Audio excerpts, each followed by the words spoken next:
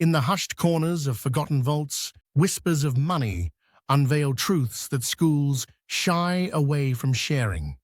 Imagine ancient Mesopotamia 4 millennia ago, where clay tablets shine in the torchlight among the bustling markets by the Tigris River.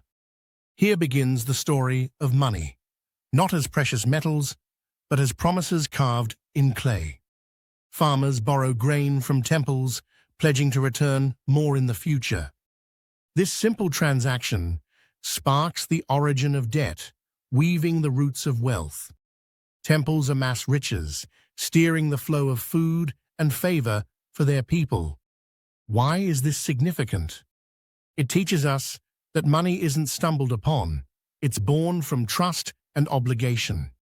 Great empires flourish on this foundation, yet education often reduces money to mere coins, concealing the truth of how debt constructs nations. Now let's leap into the vibrant forums of Rome, around the 2nd century before Christ. Emperors stride through marble halls, their robes heavy with authority.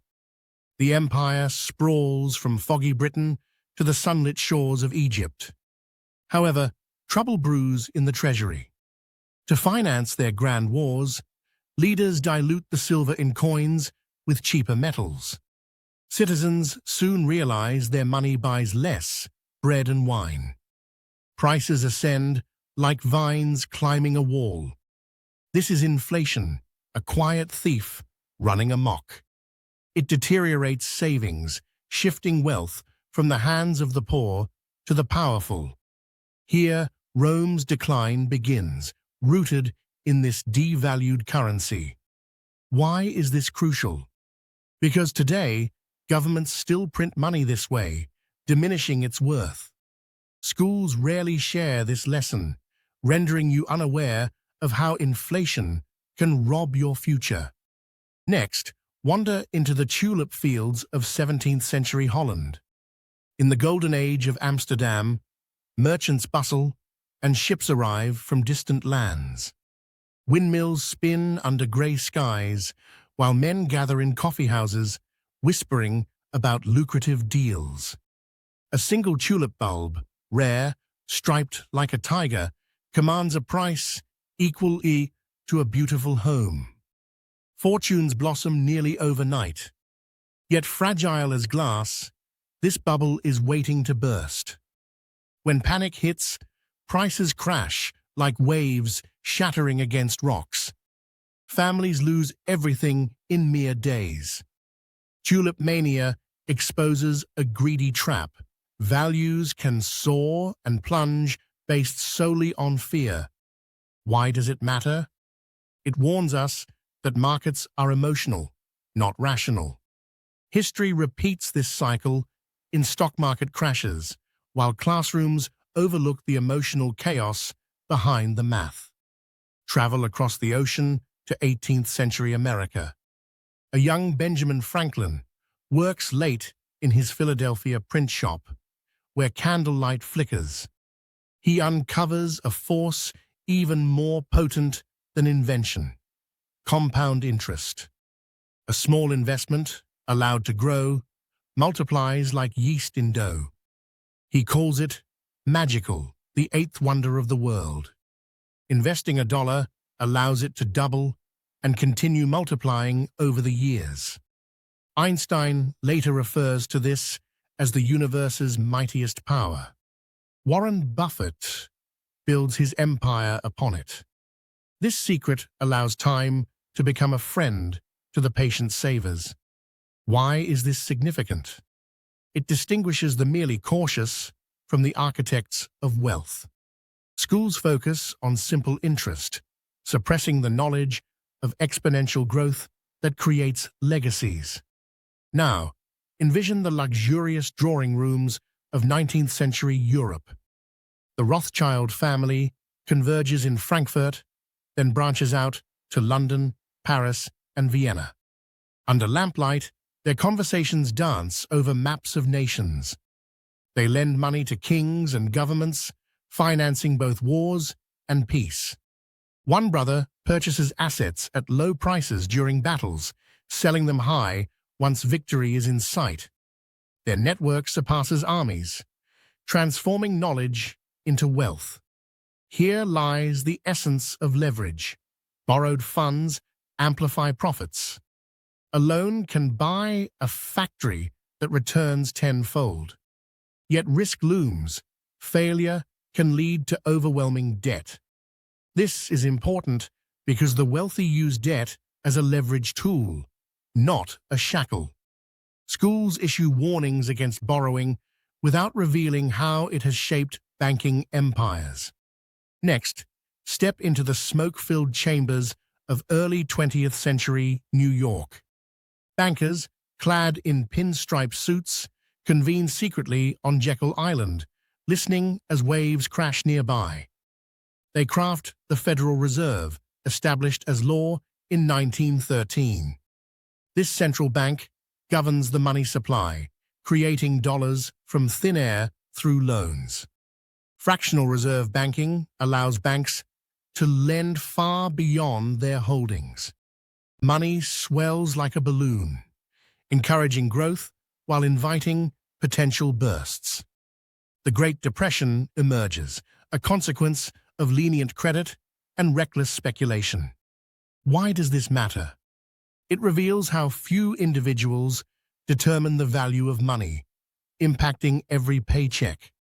Schools present economics as charts, ignoring this hidden machinery at work. Journey to Weimar Germany in the 1920s, where streets overflow with wheelbarrows full of cash, little more valuable than leaves. Hyperinflation ravages the country, a consequence of overwhelming war debts. A loaf of bread skyrockets to billions of marks.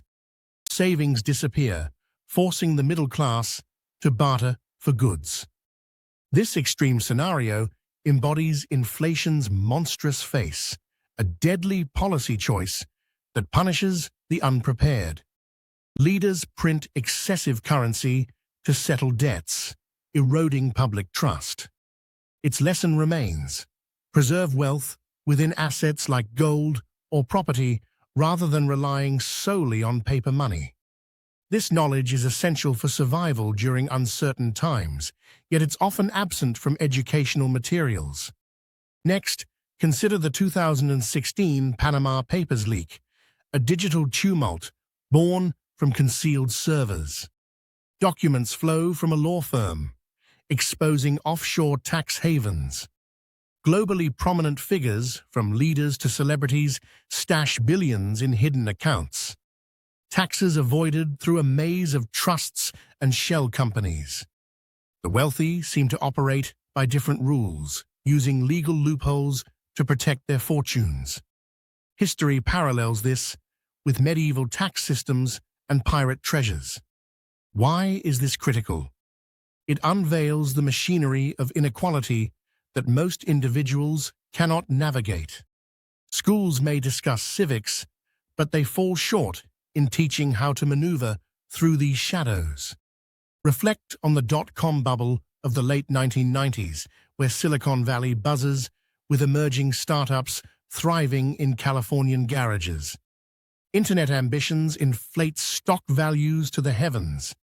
Pets.com boasts a valuation of millions for dog food sales online, but then reality descends as companies crumble like fragile cards. Billions evaporate in an instant. This mirrors historical manias, offering a lesson in diversification. Spread risks and avoid placing all your eggs in one basket. Ancient merchants on the Silk Road understood this, trading spices, silk, and secrets across vast deserts, seeking stability in chaos. This wisdom remains largely ignored in education, leaving many susceptible.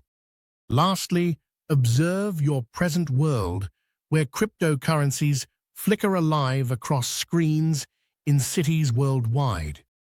Born from the 2008 financial crash, Bitcoin challenges traditional banking. It's decentralized, revisiting age-old ideas of limited, sound money like gold. Yet volatility reigns, reminiscent of past experiments with currency.